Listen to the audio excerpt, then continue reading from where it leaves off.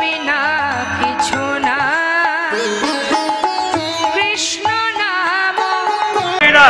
আমি একবার জগন্নাথ মন্দিরে গিয়েছিলাম, দেখছি দু চারজন বলছে জগন্নাথ, বলে কি ছেলে চাকরি পাবো পাবো পড়ছি, যেন একবার পেয়ে যাই, তারপর দেখো তোমায় কি করি।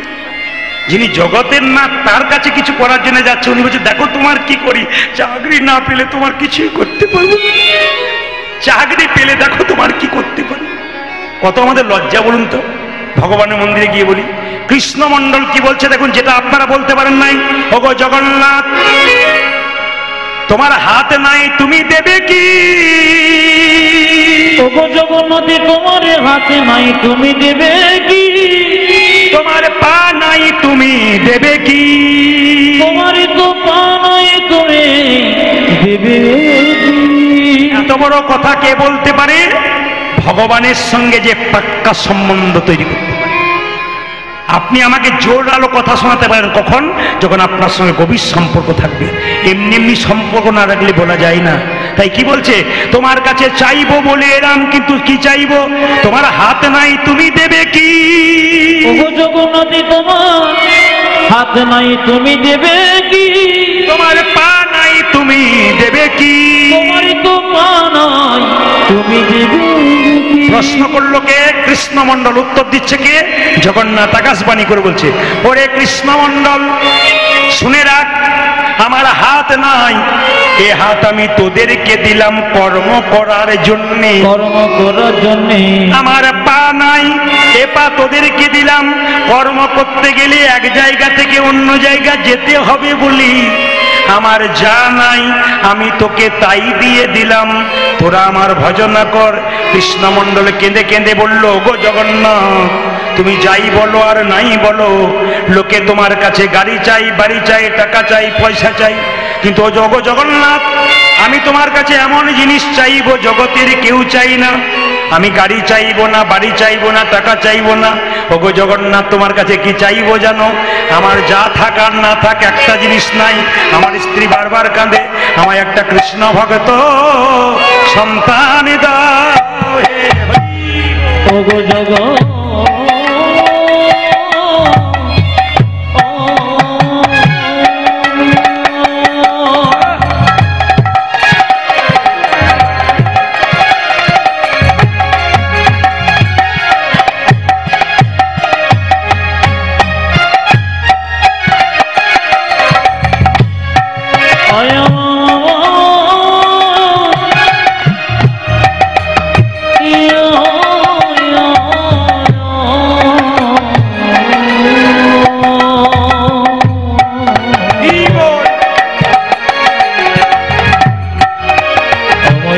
কৃষ্ণ ভক্ত সন্তান দাও গে। এই অভিলাষ আমার মনে, কৃষ্ণ ভক্ত সন্তান দাও। এই অভিলাষ আমার মনে, যেন প্রাণ ভরে নাম গাইতে পারি। এই অভিলাষ আমার মনে, যেন প্রাণ ভরে নাম গাইতে পারি। এই অভিলাষ আমার যেন মনে, প্রাণ ভরে নাম গাইতে পারি। কৃষ্ণ ভক্ত সন্তান দাও গে। এতদিন জগন্নাথ মন্দিরে গেলেন, কিছু মনে করবেন না মায়েরা। জগন্নাথ মন্দিরে যে প্রসাদ তৈরি হয় ভালো করে তাকিয়ে দেখবেন, উনানের উপরে একটা হাঁড়ি, তারপরে হাঁড়ি, তারপরে হাঁড়ি, তারপরে হাঁড়ি। আশ্চর্য হবেন, আমরা ভাবি কি প্রথম হাঁড়িতে প্রথমে রান্না হবে, তারপর শেষে। কিন্তু আশ্চর্য ঘটনা এইটাই যে সবচাইতে ওপরের হাঁড়িটা প্রথমে রান্না হয়, তারপর নিচে নিচে নিচে করে শেষে নিচেরটা হয়। এটা হচ্ছে আশ্চর্যের ব্যাপার। জগন্নাথ মন্দিরে কোনো চাপা কলের জল ব্যবহার করা হয় না, দেখবেন ইন্দারার জল ব্যবহার করা হয়। কোনো গুঁড়ো মশলা ব্যবহার করা হয় না, শিলনোড়াতে যে আপনারা বাটেন, আগে বাটতেন সেই মশলাই ব্যবহার করা যায়। এই জগন্নাথের বিরাট মাহাত্ম্য আছে, যদি ব্যাখ্যা করা যায় তাহলে অনেক সময় বেড়ে যাবে। শুধু টাচ দিয়ে গেলাম। জগন্নাথ মন্দিরে কৃষ্ণমণ্ডল বলল, আমাকে কৃষ্ণ ভক্ত সন্তান দাও। আমি আজকে ঝিঙ্কির হাটে এসে এইটাই বলে গেলাম আপনাদের হরিবাসরে যতজন কীর্তন শুনতে এসছেন, প্রভুর কাছে প্রার্থনা করলাম আপনাদের বাড়ি বাড়ি যেন একটা করে কৃষ্ণ ভক্ত সন্তানের জন্ম হয়। প্রশ্ন করলেন প্রদীপবাবু, ইঞ্জিনিয়ার ছেলে চাইলেন না, ডাক্তার ছেলে চাইলেন না, কেন কৃষ্ণ ভক্ত সন্তান চাইলেন? আমি কেন চাইলাম মায়েরা ভালো করে শুনে নেবেন। সচিমাতা নিমাইকে বলেছিল, নিমাই তোর বাবার পিণ্ডটা দিয়ে নিমাই বলেছিল মা পিণ্ড দিলে কি হয়, সচিমাতা বলেছিল পিণ্ড দিলে 7 বংশোদ্ধার হয়। নিমাই বলেছিল মা পিণ্ড দিলে 7 বংশোদ্ধার হয়, কোন বংশে একজন কৃষ্ণ ভক্ত সন্তান জন্ম নিলে তার 7 বংশ নয়, তার 14 বংশ উদ্ধার হয়। তাই আমি চাইবো আমাদের প্রত্যেকটা হিন্দুর পরিবারে একটা করে কৃষ্ণ ভক্ত সন্তান জন্ম হোক। কিন্তু অপরাধ নেবেন না, আমাকে পরশু তারিখে আপনাদের জেলাতেই একজন ভক্ত আমার প্রতি জায়গায় কীর্তন শোনে এসে আমাকে বলছে প্রদীপ বাবু আপনাকে একটা সুখের কথা বলতে আসি। বলে কি? আমি খুব সুখী। বললাম সবাই তো দুঃখী, বলে আপনি সুখী বলছেন কেন? বলছে আমার ছেলের জন্য আমি 10 লাখ টাকা ব্যাংক ব্যালেন্স করে দিলাম, এবার আমি মরে গেলেও কোনো চিন্তা নাই, ছেলে বসে বসে খাবে। আমি বললাম ছেলের জন্য 10 লাখ টাকা রাখলেন, ছেলেকে তৈরি করলেন কেমন? এই রকম না এই রকম? আপনাদের এখানে নাই এরকম পার্টি আছে না? কি বলছেন? এরকম তৈরি করলেন না এরকম তৈরি করলেন? তখন বলছে না না ছেলে কেমন তৈরি হলো তা জানি না, 10 লাখ টাকা তো রেখে গেলাম। মায়েরা ছেলেকে প্রথম কৃষ্ণ ভক্ত তৈরি করুন। যদি তৈরি করতে পারেন আপনার মৃত্যুর পর আপনি শান্তি পাবেন। যাকে দায়িত্ব দিলাম দায়িত্ববান সন্তান জন্ম দিয়ে গেছে। আর যদি মনে করেন টাকা রেখে গেলাম, মানুষ তৈরি করতে পারলেন না, ওই টাকাটা 10 দিনেই 5 জন বন্ধু এনে খেয়ে দিয়ে নিতাই গৌর হরিবোল করে ও শেষ হবে, সংসার শেষ করে দেবে, আর আপনারও জায়গা হবে নরকে। তাই আমি বারবার বলবো প্রতিটি পরিবারে সন্তানগুলোকে ভালো করুন, কৃষ্ণ ভক্ত করুন। আমি চাইব, শুধু বলতে চাই মায়েদেরকে মন দিয়ে শুনবেন, বাচ্চা ছেলেকে রবিবার দিন পার্কে নিয়ে যাবার দরকার নাই। প্রত্যেকটি মা বাবার কাছে, ঠাকুমা দাদুর কাছে নিবেদন রইল একবার মন্দিরে নিয়ে যান, ওখানে আপনি প্রণাম করুন, বাচ্চাকে প্রণাম করান। সপ্তাহে একদিন যদি মন্দিরে নিয়ে যান। একটা কথা আপনাদের বলবো, কোনো বৈষ্ণব রাস্তায় পেরিয়ে গেলে তাকে প্রণাম করাতে শেখাবেন।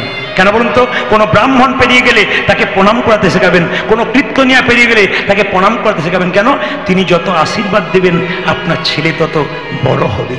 আপনাদেরকে বলে যাই, যে যেখানে বসে আছেন মন দিয়ে শুনবেন, যারা আপনারা ইস্কন মন্দিরে গেছেন শিল প্রভুপাদের মূর্তি নিশ্চয়ই দেখেছেন, জ্ঞানবান যারা আছেন সবাই দেখেছেন।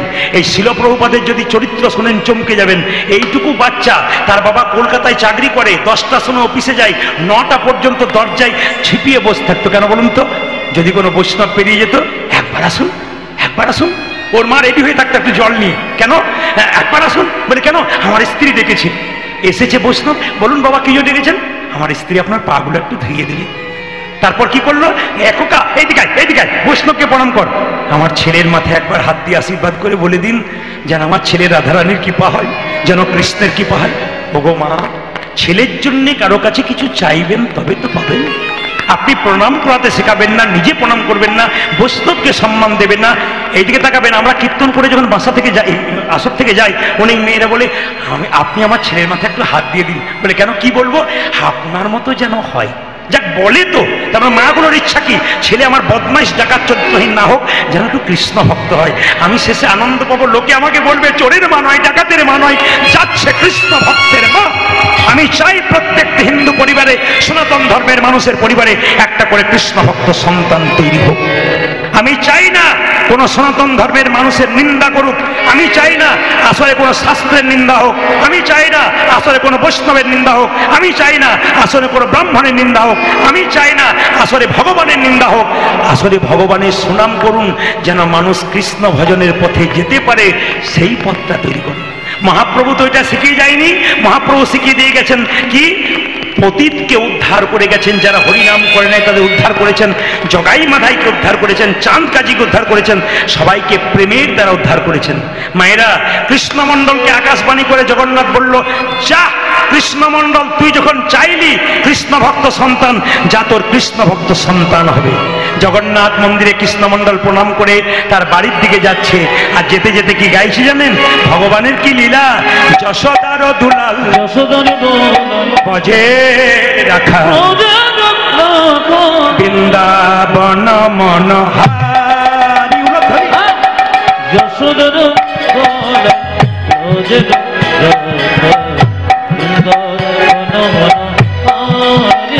ও তুমি যশোদার দুলাল রজে রাখা বৃন্দাবন এইদিকে ধ্যান সঙ্গমাতে নেচে লাভ নাই, নাচতে হবে হরিনামে, শরীর দোলাতে হবে ভগবানের নামে, দেখবেন আনন্দ পাবেন আপনি। গাইতে গাইতে যাচ্ছে, যশোদার দুলাল বজের রাখা বৃন্দাবন মন হারি হরি বল। যশোদার দোল ব্রজের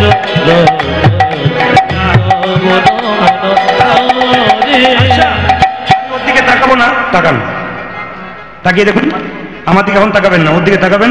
ওকে কেউ শিখিয়ে দিয়েছে? শিখিয়ে না কেন বলুন তো? এগুলো পূর্বজন্মের কি, পূর্বজন্মের কি স্বীকৃতি। দেখুন, যশোদার বৃন্দাবন মন হারি তুমি যত বৃন্দাবন ধন হারে যশোদার দুলাল বজের রাখা বৃন্দাবন মন হারি হরি বল। যশোদার দোল ব্রজের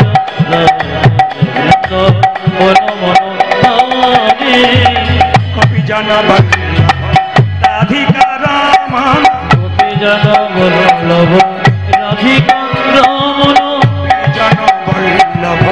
রাধিকা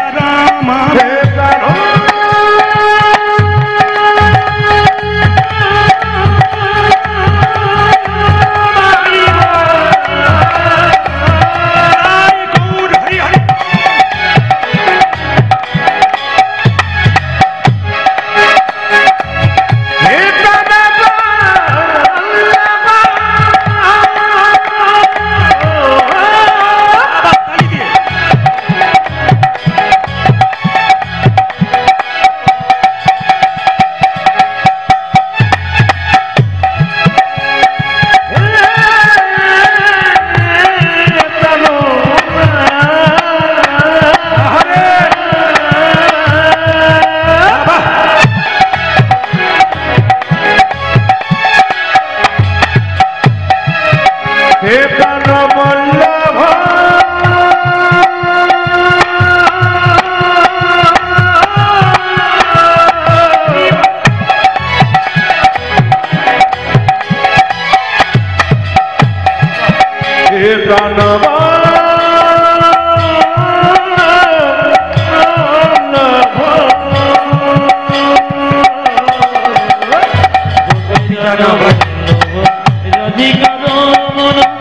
জন বল্লভ রাধিকা রামন আমার গোপে জন বল্লভ রাধিকা রমন চিত্তবিত মন হরি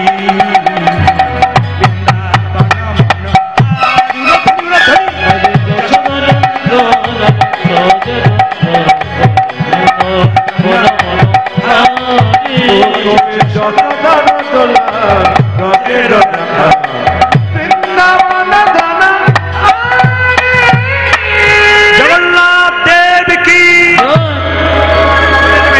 জগন্নাথ দেব কি, জগন্নাথ দেব কি।